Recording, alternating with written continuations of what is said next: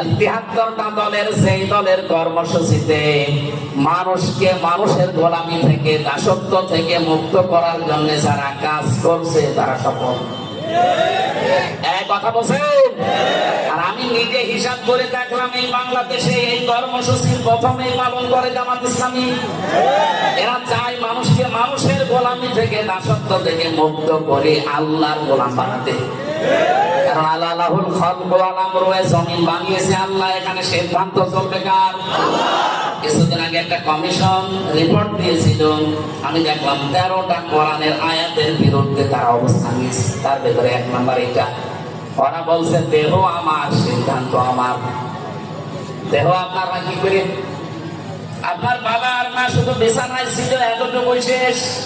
বাকি যা করার সব এই হামসা পর্যন্ত কে করেছে? বলেন বলেন। ফালিয়ানজুরিল ইনসানু মিম্মা খুলিকা মিন মাইন দাফিকিন ইয়াখরুজু মিন বাইনিস সালবি ওয়াত তারাইব। রাব্বুল আলামিন বলেন, হে পৃথিবীর মানুষেরা, একটু নজর করে দেখো না কি বানালাম। বাবার স্ফটিক দিয়ে দ্রুত গতিতে বের হয়ে যাওয়ায় না পাক পানি দিয়ে আমি আল্লাহ তোমারে বানিয়েছি। আল্লাহ এখানে সলবন 1 বছর দিয়েছেন, আর তারাইব দিয়েছেন 2 বছর। আরবি গ্রামার আমি পড়েছি, এই অভিধানগুলো দেখতে গিয়ে দেখলাম সলবন এটা পুরুষের লজ্জাস্থানকে বলে, আর তারাইব এটা মেয়েদের লজ্জাস্থানকে বলে। বলেন তো, মানুষ তৈরি করার জন্য মা বাবা 2 জনের লাগে না 1 জন হলেই হয়? বলেন বলেন। কিন্তু বাবার ক্ষেত্রে আল্লাহ 1 বছর দিলেন কেন? আর মায়ের ক্ষেত্রে বহু বছর দিলেন? বহু বছর দিয়েছেন, 2 বছরও না।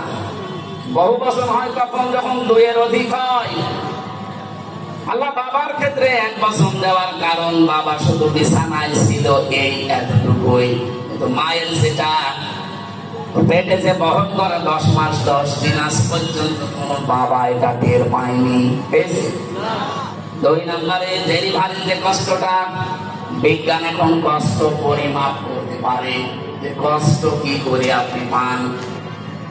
এই যে সামিয়ানাটা যদি ভাইকে বলি এটা একটু পরিমাপ করে দেন তো, উনি ফিতা দিয়ে মেপে দিতে পারবে না। বলেন, কষ্ট যে আপনি পান এটা পরিমাপ করার যন্ত্র আছে। এই পৃথিবীতে যত পুরুষ মানুষ আমরা আছি, সর্বোচ্চ 45 ডিগ্রি 45 ইউনিট কষ্ট যদি আপনাকে দেওয়া হয়, আপনি মরে যাবেন। এর বেশি কষ্ট পেলে মানুষ তখন হার্ট অ্যাটাক করে, হার্ট ফেল করে। একজন মা আমাদের মুখ এই দুনিয়ায় দেখাতে গিয়ে 57 ইউনিট কষ্ট সহ্য করে। পৃথিবীর কত শক্তিশালী পুরুষ হোক এটা পারবে না। বলেন তো, কোথায় 45, কোথায় 57? 32টা নাড়ি ছিঁড়তে আসে একটা মানুষ। এরপরে 3 নাম্বার, 2 বছর পর্যন্ত সন্তানকে দুধ খাওয়ানো লাগে। এটা দুনিয়ার কোনো বাবা আজ পর্যন্ত টের পেয়েছে? টের পাবে কি করে? বাবাদের মেশিন পত্র আছে? এটা সব আল্লাহ মাকে দিয়েছেন। যদিও দুধ খাওয়ানোর দায়িত্ব মায়ের না, দুধ খাওয়ানোর দায়িত্ব কিন্তু বাবা। প্রশ্ন আসতে পারে, এতদিন পরে নতুন কথা শুনলাম, বাবা দুধ খাওয়াবে, জিনিসপত্র পাবে কোথায়?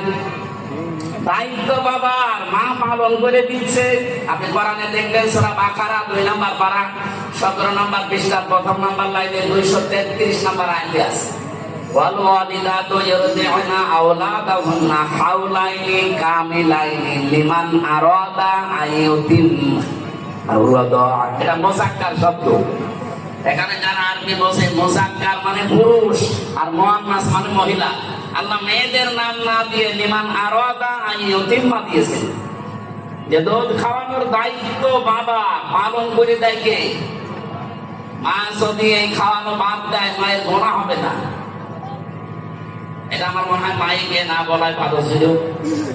এখন যদি আমার ম্যাডামের বাচ্চার বয়স এখন 8 মাস, বাড়ি যাওয়ার পরে যদি বলে তোমার মেয়ে তুমি নাও, কিভাবে দুধ খাওয়াবা খাওয়াও, আর আমারটা যদি খেতে হয় 5 লাখ টাকা দেওয়া লাগে, সাথে আমি ধরা পড়ে যাবো। কি বলে না যে ভুল হয়ে গেলে? এটা আমার মনে হয় মাইকে বলা ঠিক করে না, এটা কাটিং করে দিই। খাওয়ানোর দায়িত্ব পেলাম কার বলেন তো? বাবা। মা পালন করে দিচ্ছে 2 বছর পর্যন্ত। এই যে 3টা কষ্ট দুনিয়ায় কোনো বাবা পায়নি, এই জন্য আল্লাহ তারাই বহু বছর দিয়েছে। নবীজি আয়াতের ব্যাখ্যা করতে গিয়ে জানিয়েছেন, পৃথিবীতে বাবার চাইতে মায়ের সম্মান কমপক্ষে 3 গুণ আল্লাহ বেশি দিয়েছে। হক, তাদের মর্যাদা, সম্মান। আল্লাহ আমাদের মায়েদের প্রতি যে হক আছে এগুলো পালন করার তৌফিক দান, বলেন আমিন।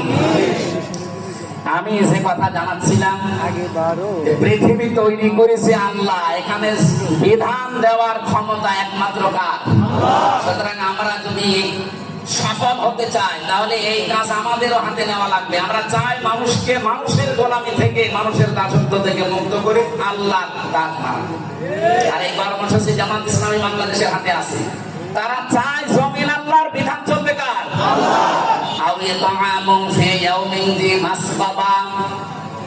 যে মানুষগুলো অসহায় নিঃস্ব, তাদের খাবারের ব্যবস্থা যারা করে, এই কর্মসূচিও আমরা দেখি যারা একামতে দিনের দায়িত্ব পালন করে তাদের আছে। আগস্টের 5 তারিখের পরে কত জায়গায় বন্যা, জলোচ্ছ্বাস, কত জায়গায় দুর্ভিক্ষ পর্যন্ত লেগেছিল ফেনীতে, কুড়িগ্রামে।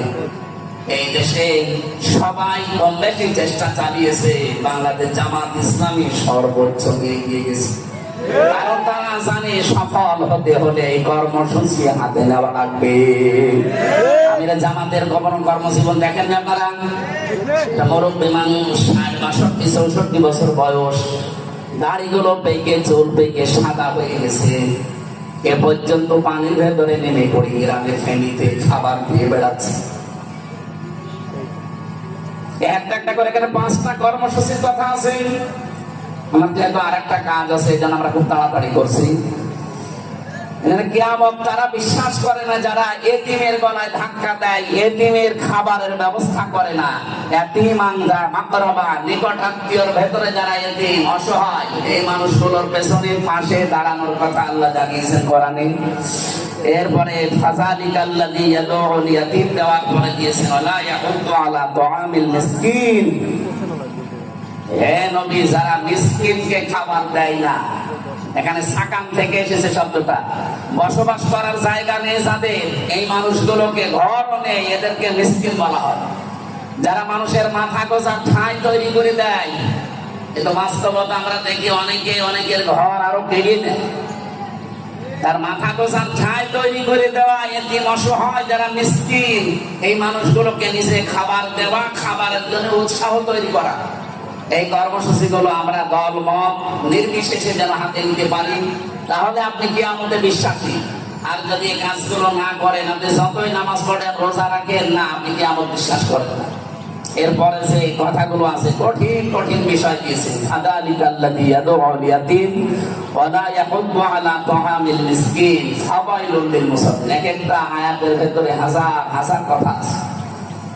আমরা আরো আগের থেকে শুরু করতে পারলে আয়াতগুলো শেষ করতে পারতাম। এখন যে আবার মসজিদে ওঠা লাগবে, সময় নেই। 11টা বাজতে চলছে, আমি আর টানতে পারছি না। এখন আমি গোসলও করি না, সারা রাত এমনিতেই জাগা।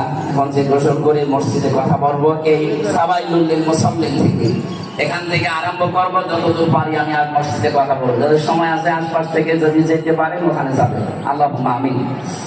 লা ইলাহা ইল্লা